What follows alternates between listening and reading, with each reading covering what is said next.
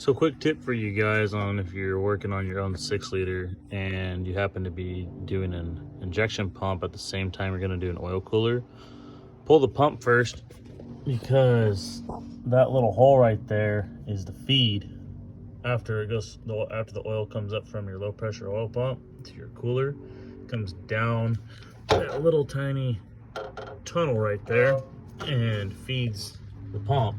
So if you pull the pump first and let it drain, you pull the lid, the top or the cover off of your oil cooler, even though the oil cooler is bolted to it, and comes out with it, you won't fill the entire valley full of oil. So since the heads are so heavy to get off and I don't have any help today, I'm getting all the rest of the kind of small stuff knocked out and gonna have everything loose and yank the heads off tomorrow. So if you have the ability to, when you're starting to do this job, I'd pull your oil filter cap loose so the drain back valve can be activated to drain all that down. Get to your high pressure oil pump first, take it off. Even if you're not doing the pump, it's not a bad idea to reseal everything with how much stuff you got to take off just to get the oil cooler out if you are doing an oil cooler. The kit is super cheap for the O-rings to reseal the pump and the plate and to get it all cleaned up and everything. I think they're probably like $10 to $15, so you can't really go wrong there. I mean, if you're gonna seal all this up, why not do that, since the back plate likes to leak since all that is silicone.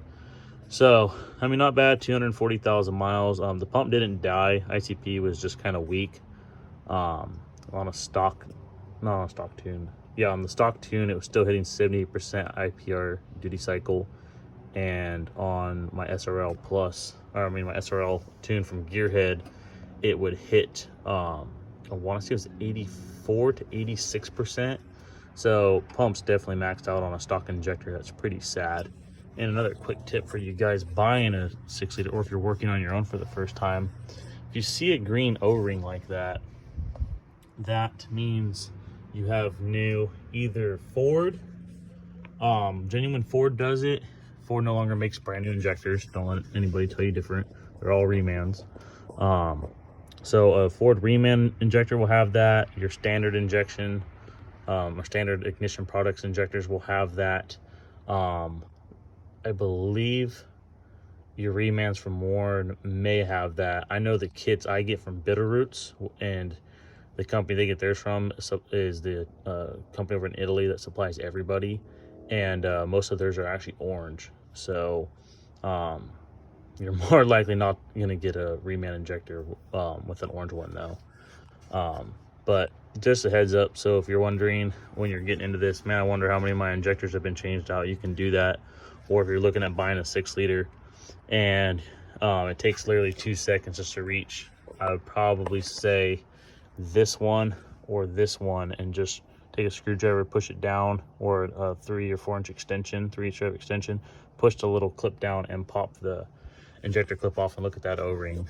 If they're trying to tell you, oh yeah, it's got all new injectors, well, I mean, I don't know, just nowadays you can't really trust a lot of people. So I mean, someone can give you a piece of paper saying, yeah, you know, and an invoice telling that all these injectors were done, but you know, how do you really know unless the company that did them puts down the VIN and all that other stuff, which most shops do not. So just figured I'd give you guys a quick little update and a few little tricks on doing these. I mean, I'm pulling this really far apart. I'll pull the transmission cooler lines and low radiator hose lines tomorrow, pull this off, get the fan out of there. I actually like to stand in here when I'm torquing the heads. You don't really need to get in there to, I mean, it's nice to break them loose that way too. The stock torque yield bolts, even though the head gaskets can blow or you can lift the head with them, don't get it twisted. They are a bear to break loose, and the 210, or as I go 230 foot-pounds on your ARPs is very hard to do when you're just laying across on your belly.